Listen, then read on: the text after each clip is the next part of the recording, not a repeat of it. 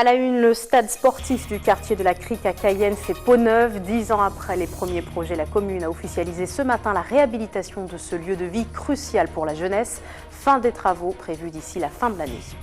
Ouverture ce matin du Festival international du conte Paul-Henri Gérard. Les rencontres poétiques ont démarré avec le conteur burkinabé KPG. Il a surpris et émerveillé son jeune public sur la scène des Trois Fleuves à Cayenne. Enfin, Saint-Laurent a désormais son centre d'équitation. Kawalé a ouvert ses portes le 6 septembre. Le club proposait déjà le week-end dernier un stage autour du soin au cheval. Une dizaine d'initiés ont pu y participer. Mesdames et messieurs, bonsoir, merci de nous avoir rejoints pour cette édition. On démarre ce soir avec un conflit social désamorcé à Cayenne. Après plusieurs séances de négociations infructueuses, un protocole d'accord a été trouvé entre le syndicat UTG et le maire de la commune. La grève illimitée prévue à compter de demain n'aura donc pas lieu.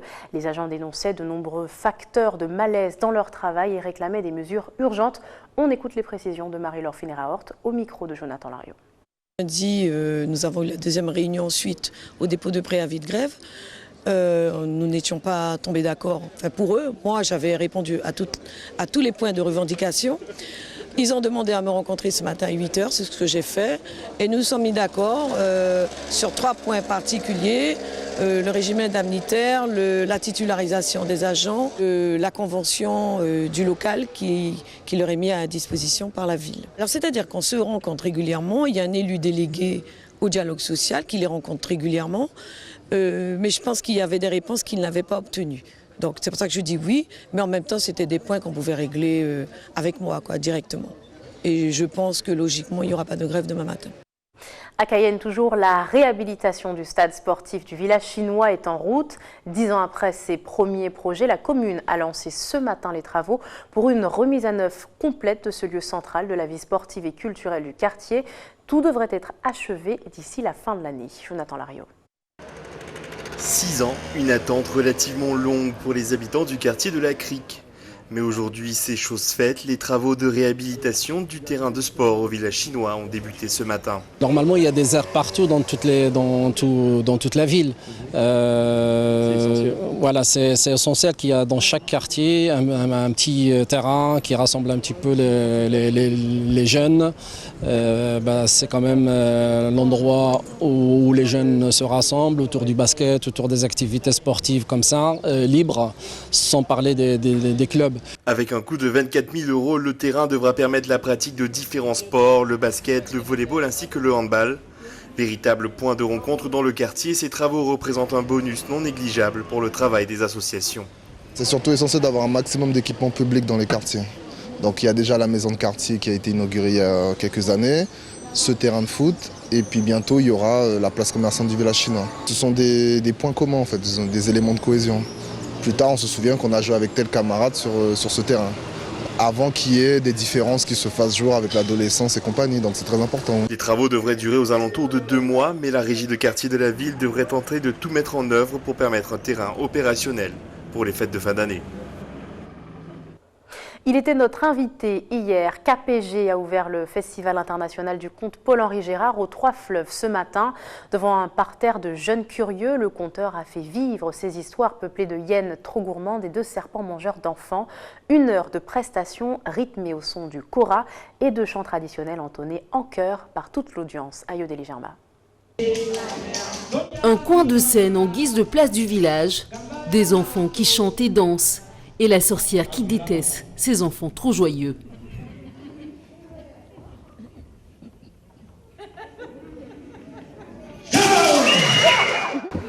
À la fin, on était dans le ventre de la sorcière et en fait, on chantait, on dansait et tout. Tu peux sortir du fond de la sorcière, c'est pratique. Dans une histoire, j'ai vu une aiguille de feu. Cette histoire, je l'ai adorée et je l'ai aimée.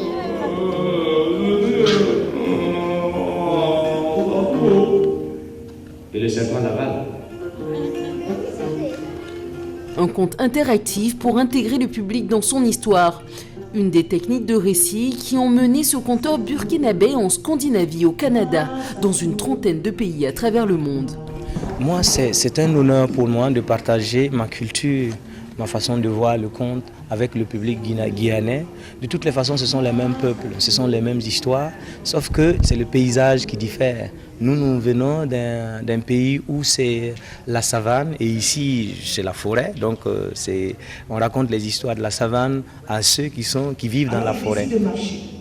Et pour s'encourager, ils chantent en marchant. Plusieurs fois lauréat du prix francophone des arts du récit et de l'oralité, KPG est aussi un conteur engagé.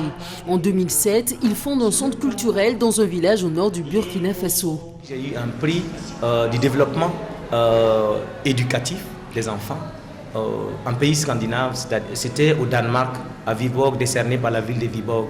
Parce que comme je joue beaucoup avec les enfants, la ville de Viborg m'a décerné ce prix, non seulement parce que je joue avec les enfants, et aussi mon engagement auprès des enfants, parce que j'ai créé un centre culturel qui s'occupe des jeunes non scolarisés et scolarisés en milieu rural. Parce qu'il est notre devoir aussi, en tant que grand frère, de pouvoir être comme un passeur.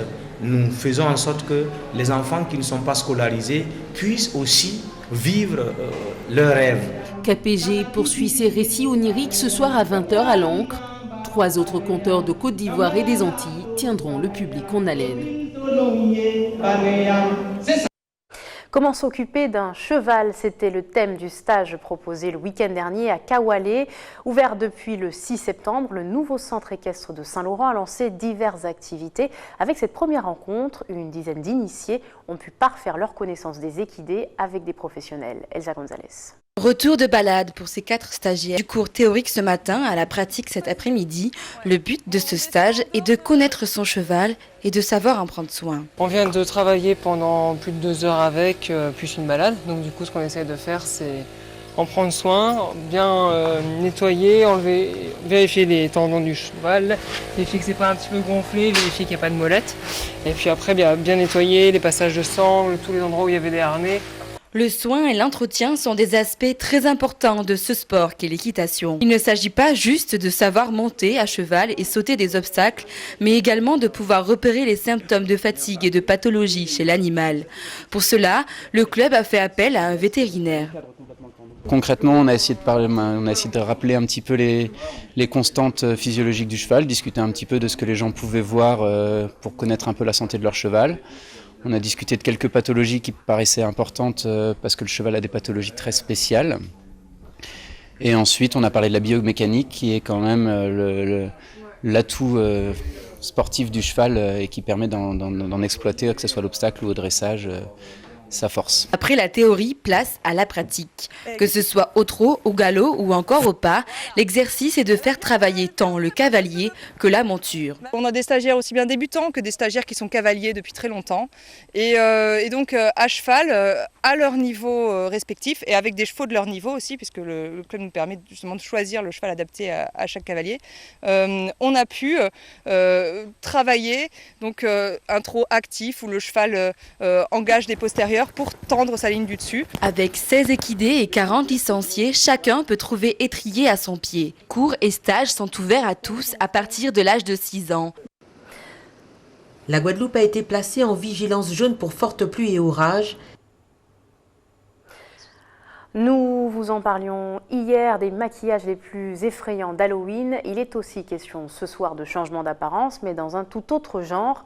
En Guadeloupe, un centre de formation au métier de la beauté propose un stage de maquillage effets spéciaux. Linda Kayarsi a suivi la formation. Regardez. Depuis 1 an, Sylvie propose, dans son centre dédié au métier de la beauté, une formation make-up artiste. Durée de la formation 5 mois et une large palette d'ateliers, dont notamment le maquillage effets spéciaux premier degré, prothèse. Les élèves en fait apprennent tout ce qui est coupure, blessure, également apprennent à effectuer des prothèses. Alors concernant la formation d'effets spéciaux, donc nous avons décidé de faire appel aux meilleurs. Donc sur la métropole, donc nous faisons venir un formateur de MEDS, M. Fouad Bakessou, qui vient régulièrement dans notre centre proposer cette formation d'effets spéciaux. Depuis le lancement de cette formation, nombreux sont les maquilleurs à exceller dans les effets spéciaux. On essaie de revaloriser ce maquillage qui n'était pas encore tendance aux Antilles. Et pour le moment, donc, nous proposons uniquement la formation et des shootings photos pour nos élèves. Et de plus en plus, on essaie d'orienter nos élèves sur des manifestations pour qu'ils puissent se faire connaître et faire connaître les effets spéciaux. Développer sa créativité, acquérir des techniques avancées, de quoi booster la compétence des professionnels de la beauté de Lille. Il faut quand même avoir la passion du maquillage et également être quand même assez assidu et être ambitieux dans le projet pour devenir maquilleur. Parce que c'est quand même un programme sur 6 mois de formation. Donc c'est le premier programme aussi long que nous proposons. Donc à ce moment-là, il faut vraiment être motivé pour pouvoir suivre le cursus. L'objectif aujourd'hui de Sylvie, donner davantage de visibilité à cette formation et diversifier ainsi la prestation des professionnels de la beauté. Prochaine session de formation, la 3e, janvier 2017. Il était une fois Myrlande, une collégienne originaire d'Haïti et en classe de 3e en Guyane. La jeune fille doit allier études et responsabilités d'adulte au sein de sa famille. Voilà le scénario d'un court-métrage tourné en ce moment sur l'île de Cayenne. Réalisé par Tic Tac Productions, le projet de Philippe Passon a été lancé il y a plus d'1 an. Ayodele Germa a assisté au tournage de l'une des séquences aujourd'hui. C'est sur 3 premières. C'est une jeune fille qui se lève très tôt le matin, qui vit dans un quartier, enfin qui vit à Cogno, pour ceux, voilà, qui vit avec sa grand-mère, sa petite sœur, son petit frère. Elle s'occupe un petit peu de tout ça, de la maison, des enfants. C'est une fille très sérieuse qui aime l'école et tout ça. Donc après avoir fait tout ça, elle part à l'école avec sa petite sœur. Et elle arrive le matin au premier cours, ça se passe bien, on voit bien que c'est une très bonne élève et tout ça. Et puis le temps passe, toute la matinée, et le dernier cours. Au bout d'un moment, elle est un peu fatiguée, elle s'endort et le prof est un petit peu, lui, dit très différent du premier. Myrlande! Répète ce que je viens de dire. Ça fait 3 fois que tu dors dans mon cours. Faut te coucher plus tôt, ma grande. Ta mère ne t'a peut-être pas appris le respect. Mais vous êtes toujours absent en retard, sans jamais prévenir, bien sûr. Ça ne vous dérange pas qu'on vienne de loin. Et au tableau, on n'arrive pas à lire ce que vous écrivez. Après, vous dites qu'on ne sait pas lire. Et vous connaissez quoi de ma vie? En gros, le sujet, c'est lié à la transgression et c'est le mot qui est évoqué par son petit copain, enfin son petit copain, un des garçons qu'elle aime bien dans le film, voilà, bien sûr, dans le rôle.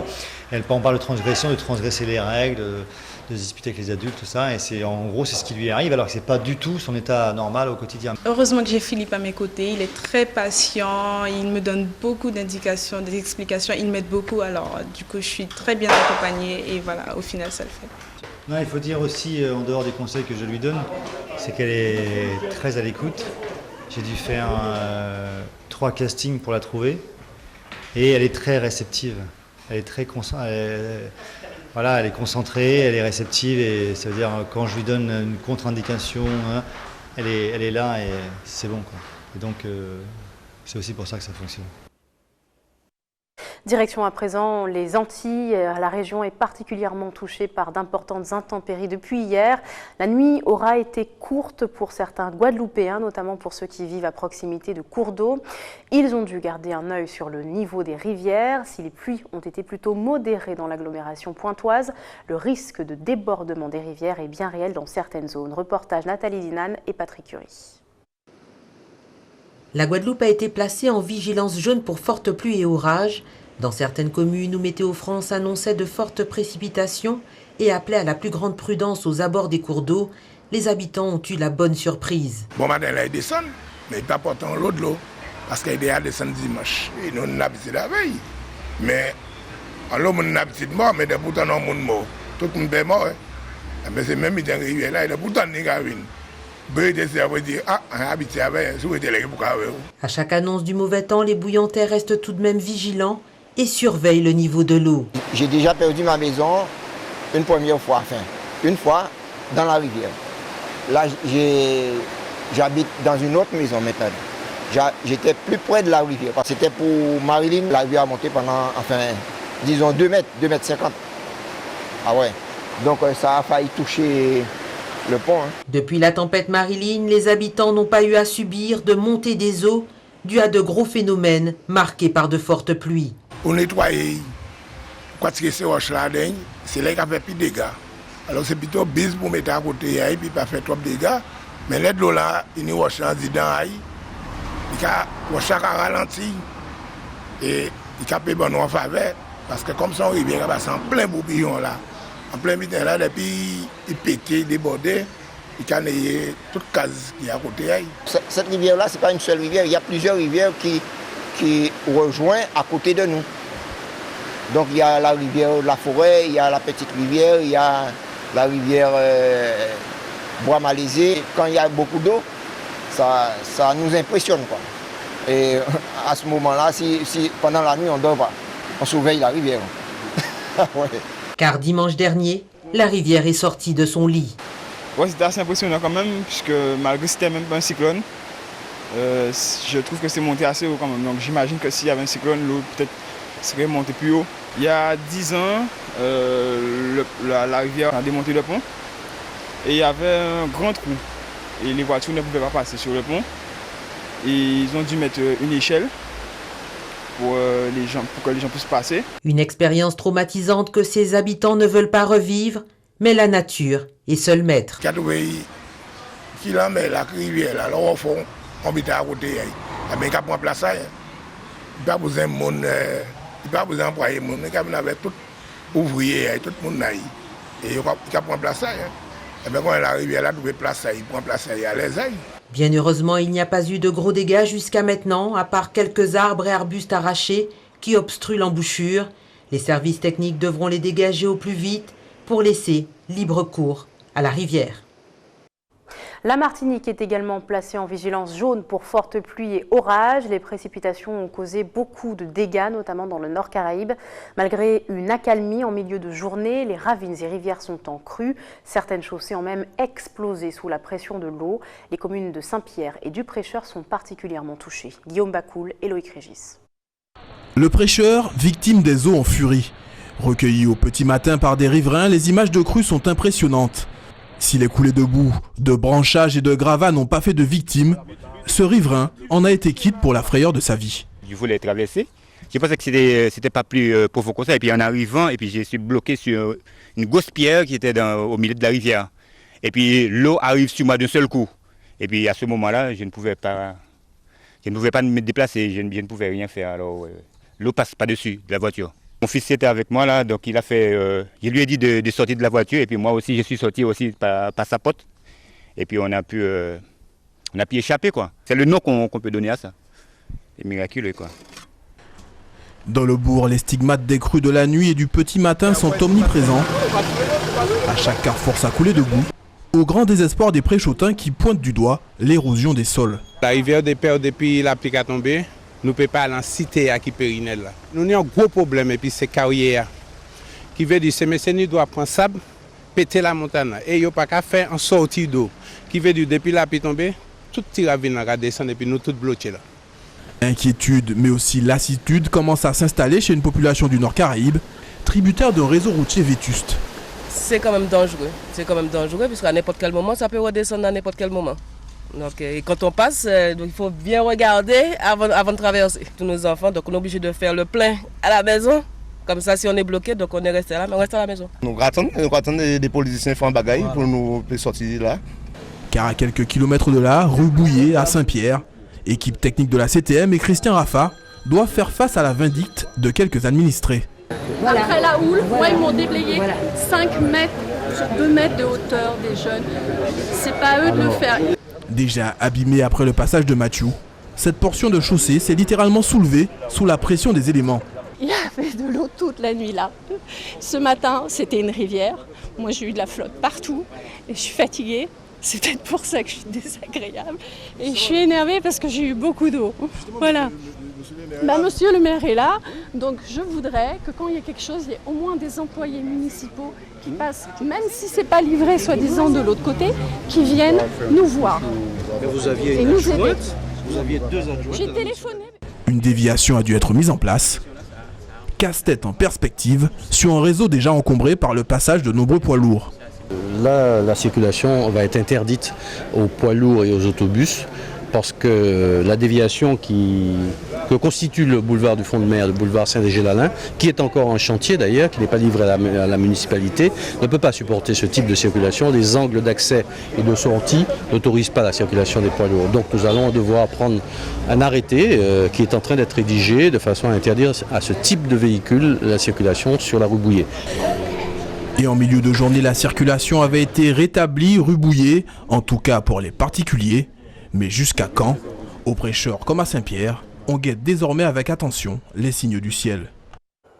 Pour finir, retour en Guyane avec ces quelques images sur les illuminations de la Toussaint à Saint-Laurent, où ils étaient nombreux hier à venir saluer la mémoire des proches disparus, comme dans tous les cimetières de Guyane. Des images signées Elsa Gonzalez.